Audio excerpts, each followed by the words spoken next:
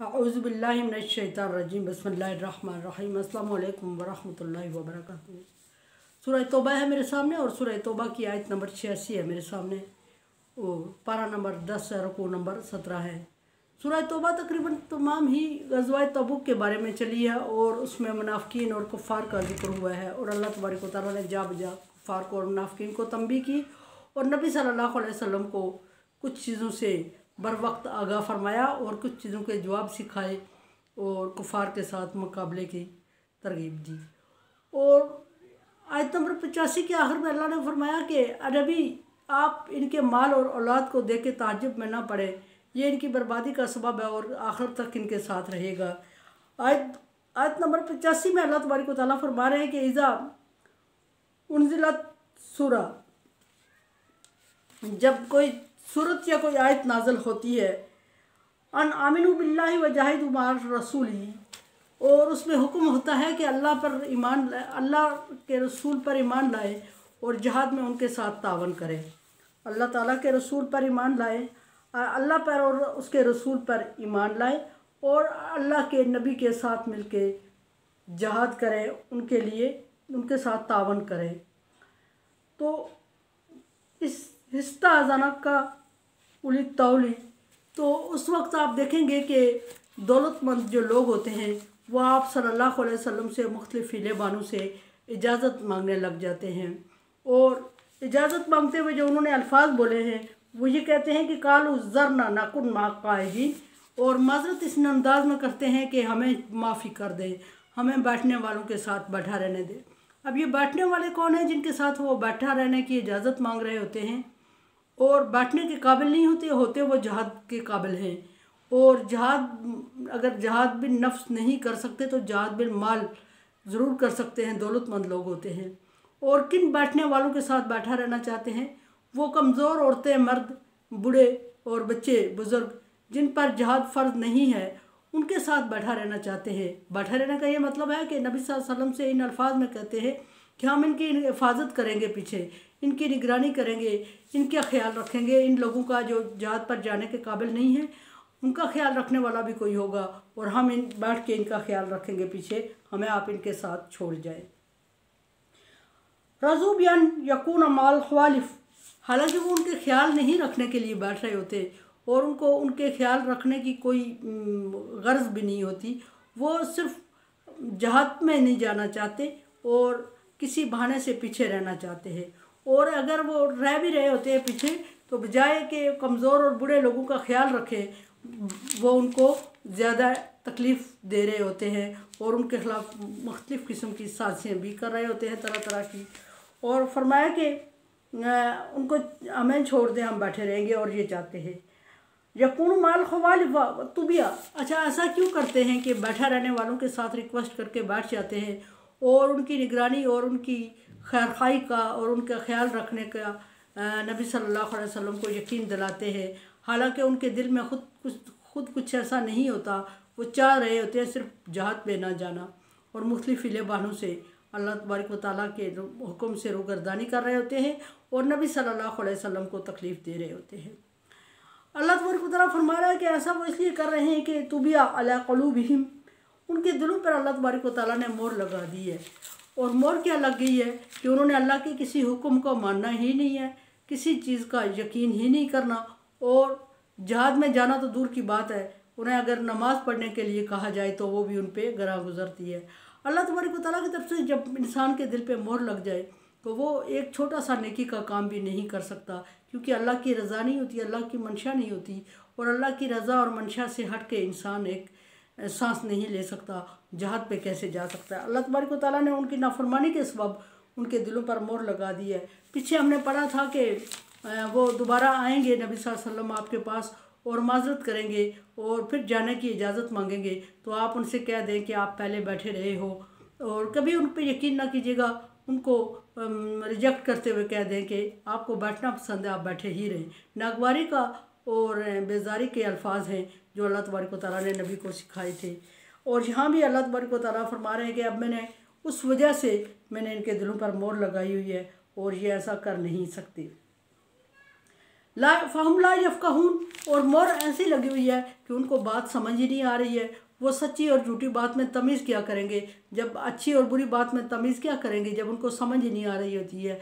तमीज़ तो तब की जाती है अच्छी और बुरी बात में, फ़ैसला तो तब किया जाता है कि किसी मामले को समझा जाए। मामला फ़हमी तो दूर की बात है, उनको अल्लाह तबारक व तआला ने समझने सोचने की सलाहियत ही उनसे छीन ली है। लेकिन रसूल वल्लज़ीना आमनू मअहू जाहदू, लेकिन नबी सल्लल्लाहु अलैहि वसल्लम और वो लोग जो नबी सल्लल्लाहु अलैहि वसल्लम पर ईमान लाए और वो जहाद के लिए शामिल हो जाते हैं नबी के साथ, और नबी सल्लल्लाहु अलैहि वसल्लम जहाद के लिए तैयार हो जाते हैं, और आपके मानने वाले, आप पर ईमान लाने वाले भी तैयार हो जाते हैं जहाद के लिए। और ईमान वालों की निशानी ये है कि जब नबी सल्लल्लाहु अलैहि वसल्लम ने उनको जहाद के लिए बुलाया तो उन्होंने लब्बैक कहा। हाँ, वो जानी तौर पे माल जहाद था या माली तौर पे था। बिअम्वालिहिम व अनफुसिहिम, वो दोनों सूरतों में किसी ने जहाद किया, जानी तौर पे भी शिरकत की और माल भी पेश किया। कोई अगर जानी तौर पे नहीं पेश हो सका तो उसने माल पेश किया, कोई अगर माल नहीं रखता था तो जानी तौर पे पेश हुआ, कोई ऐसा था जिसने दोनों काम किए। अल्लाह तबारक व तआला ने हर एक को उसकी इस्तात के मुताबिक अजर दिया, नीयत के मुताबिक अजर दिया, खुलूस के मुताबिक अजर दिया। उलाइका लहुम खैरात, वही लोग ऐसे हैं जो नबी पर ईमान लाते और नबी के हुक्म पर लब्बैक कहते हैं। वही लोग ऐसे हैं जो कि उनके लिए अल्लाह तबारक व तआला की तरफ से रहमत है और शाबाश है, और अल्लाह तबारक व तआला की खुशी है, उनके लिए रज़ा है। उलाइका हुमुल मुफ़्लिहून, और वही लोग हैं जो कि मुराद पाएंगे, वही लोग हैं जो कामयाब भी होंगे। कामयाबी से मुराद दुनिया की कामयाबी भी ली जा सकती है, जबकि ग़ज़वा किसी जहाद से वो जंग जीत कर और माल असबाब के साथ, माल गनीमत के साथ लौटते हैं, छोटी सी कामयाबी ये भी है। और या अगर गाज़ी बन के लौटते हैं, छोटी सी कामयाबी ये भी है। लेकिन जो बड़ी कामयाबी इससे मुराद ली जा रही है वो माल गनीमत या गाज़ी बनकर गाज़ी का स्टेटस लेके आना नहीं है। वो अल्लाह तबारक व तआला के हाँ है, शहीद का रुतबा है। और शहीद को अल्लाह तबारक व तआला ने नबियों, सिद्दीकीन और शुहदा और सालिहीन का करीब करीब रुतबे और स्टेटस रखे हैं। बाद जगह पे अल्लाह तबारक व तआला ने कुरान पाक में फरमाया कि शहीद को आप मुर्दा मत कहें, वो ज़िंदा हैं, और उनको वहाँ एक अच्छा, बहुत अच्छा रिज़्क दिया जा रहा है, लेकिन वो रिज़्क है जिसके बारे में तुम समझ नहीं रखते। ला यशुरून ला तशुरून, ना तुम शोहर रखते हो ना वो शोहर रखते हैं। और बहुत अच्छा प्रोटोकॉल है शहीद का अल्लाह तबारक व तआला के यहाँ, और शहादत की मौत नसीब वालों को होती है। यहाँ मैं फिर क्लियर करते जाऊँ कि शहीद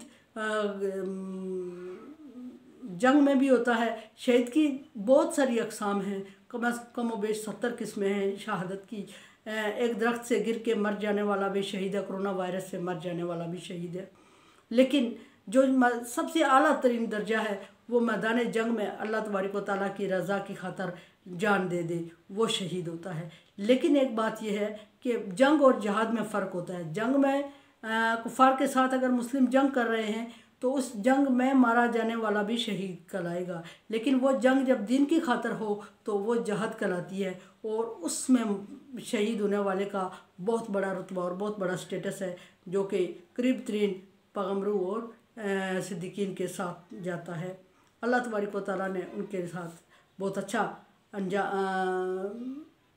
बहुत उनके साथ अच्छा सलूक का वादा किया हुआ है, और किसी चीज़ की उनको कमी वहाँ महसूस नहीं हो रही होती।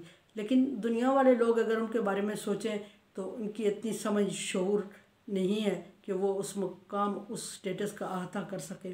सोच लिए फरमाया कि इन लोगों का ख्याल, जो दुनियावी लोग हैं उनके बारे में ख्याल रखते हैं कि वो दुनिया से तो चले गए हैं, रूपोश हो गए हैं, लेकिन वहाँ उनकी जो दुनिया बसाई गई है उसके मुकाबले में ये दुनिया कुछ भी -1% भी नहीं है।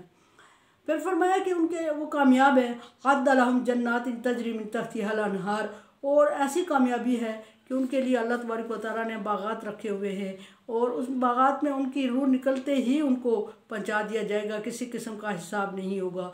और ऐसे बागात हैं जिनके नीचे से दूध, शराब और शहद की नहरें बह रही होती हैं, और ऐसी जगह हैं जहाँ वो शहीद ये समझेंगे कि इससे आला कोई मुकाम हो ही नहीं सकता दुनिया में ना आखिरत में जो हमें दिया गया है, जबकि उससे आला मुकाम है जो पैगम्बरों और सिद्दीकीन का होता है। फरमाया कि उनके लिए अल्लाह तबारक व तआला ने स्पेशल बागात तैयार किए हुए हैं जिनके नीचे से नहरें बह रही हैं, और खालिदीन फ़ीहा का वादा भी किया अल्लाह तबारक व तआला ने। ऐसा बिल्कुल नहीं फरमाया कि उसको दिखा के आपको वापस कर दिया जाएगा या उसका नज़ारा होगा या उसमें मेहमान नवाजी होगी आपकी और उसके बाद आपको उठा लिया जाएगा, ऐसा नहीं है। अल्लाह तबारक व तआला ने वहाँ खालिदीन फ़ीहा अबदन का वादा कर दिया है कि ये जो जगह उनको दिखाई जाती है, ये ऐसे बागात जिनके नीचे से नहरें बह रही होंगी और ये दिलफरेब और खुश बहुत अच्छे मकाम, ये सिर्फ दिखाने के लिए या थोड़े टाइम के लिए नहीं, फ़ी आबादा का वादा किया अल्लाह तबारक व तआला ने कि वो उसमें हमेशा रहेंगे। और कोई चीज़ तभी इंसान को सुकून बख्शती है, कोई चीज़ तभी इंसान उसको भरपूर इंजॉय कर सकता है जब उससे छीनने का डर नहीं होता है। बहुत ही अच्छी चीज़ को इंसान को दे दी जाए, लेकिन जब उससे छीनने का डर होता है या उसके टाइम का ख़त्म होने का डर होता है तो इंसान उसको भरपूर इंजॉय नहीं करता, क्योंकि उसको हमेशा ये धड़का लगा रहता है कि कल मेरे पास से छिन जाएगी या मैं इसका आदी हो जाऊंगा, फिर कैसे गुजारा करूंगा। तो वहाँ अल्लाह तबारक व तआला ने ये चीज़ें इंसान के से दिल से निकाल दी है और हमेशा के लिए वो चीज़ इंसान के लिए रख दी है, शहीदों के लिए और जिन हर उस बंदे के लिए जो अल्लाह तबारक व तआला की रज़ा के लिए काम करते हुए। मैं पहले भी अर्ज़ की कि शहीद के भी रुतबे होते हैं और 70 रुतबे शहीद के होते हैं। दीवार के नीचे आके मरने वाला, मजदूरी के दौरान मर जाने वाला, दीवार के ऊपर से गिर के, दरख्त के ऊपर से गिर के मर जाने वाला, ताउन या किसी ऐसी मौजी मर्द जैसे आजकल हमारा कोरोना है उसमें मरने वाले, ये सारे शहीदों के रुतबे होते हैं। लेकिन आला तरीन रुतबा वही है जो अल्लाह के दिन की खातर, दिन की सरबुलंदी की खातर इंसान जान देता है। फरमाया कि ज़ालिका फ़ौज़ुन अज़ीम, और ये अल्लाह तबारक व तआला के रास्ते में अपनी जान कुर्बान कर देना ये बहुत बड़ी कामयाबी है। और इसके बदले में जो अल्लाह तबारक व तआला आखिरत में आपको देंगे वो भी बहुत बड़ा इनाम है। उससे बड़ा भी दुनिया में कोई इनाम नहीं है, ना दुनिया में और ना आखिरत में। सो अल्लाह तबारक व तआला के दिन की सरबुलंदी के लिए जिस तरह मैंने कहा शहादत के बहुत सारे रुतबे हैं, उसी तरह जहाद के भी बहुत सारे मुकाम हैं। जहाद बिन नफ्स, जहाद बिल माल, जहाद बिल लिसान, ज़ुबान से जहाद करना, जहाद बिल कलम, तहरीरी तौर पे लिटरेचर लिखना, ऐसे लिटरेचर जो कि बुरी चीज़ों को ख़ात्मे का सबब बन रही हूँ, कोशिश की जा रही हो, ऐसे लेक्चरर, ऐसे बयानात देना, ऐसी वाज़ और नसीहत करना जिससे लोगों को रास्त पर लाने की कोशिश की जा रही हो।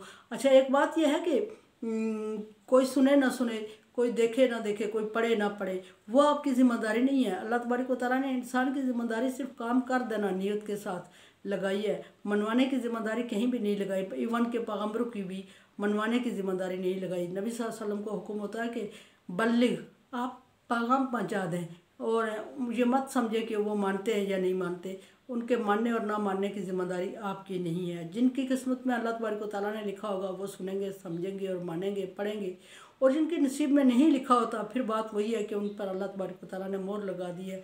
और जब मोहर सख्त हो चुकी है तो इंसान की सोचने समझने की सलाहियत ख़त्म हो जाती है, तो वो फ़ैसला क्या करेगा। और कोरोना वायरस से बचने के लिए एहतियाती तदाबीर इख्तियार करें और दुआएँ मांगें स्पेशल अल्लाह तबारक व तआला से। मेरे चैनल को आप सब्सक्राइब कर रहे हैं, thank you so much. Like dislike as you like. उम्मीद है कि सारी और इफ्तारी की दुआओं में मुझे याद रखते होंगे। अल्लाह हाफिज़।